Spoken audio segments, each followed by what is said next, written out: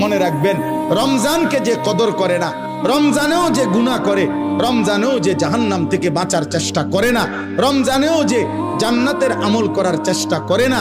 ভাই আমার, ছেলেরা আমার, বাবা আমার, পর্দার আড়ালের মা বোন আমার, সবাইকে শেষ কথা বলি। আল্লাহ রসুল বলছে, জিব্রাইল আইসা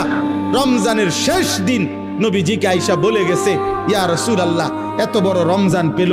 ইফতার, সাহারি, তারাবি, এতেকাফ, শবে কদর, প্রতি ঘন্টা মিনিটে এত মাফ নেওয়ার সুযোগ থাকার পরেও যেই নাফরমান জাহান্নাম থেকে বাঁচার চেষ্টা করে নাই, গুনাহ থেকে আল্লাহর কাছে মাফ নেয় নাই, জান্নাতের জরুর আশা পূর্ণ করতে পারে নাই, আমল করতে পারে নাই, খোদার কসম নবীজি বলছে, জিব্রাইল আইসা বলছে, ইয়া রাসূলুল্লাহ, এমন নাফরমানের উপরে আল্লাহর লানত, আল্লাহর লানত, লানত, লানত। নবী বলছে আমিন, আমিন। মানে নবী বলছে, হ জিব্রাইল, আমিও বললাম আল্লাহ এমন লানত আপনি কবুল করেন এই নাফরমান উম্মতের উপরে, আমি নবীরও লানত, যা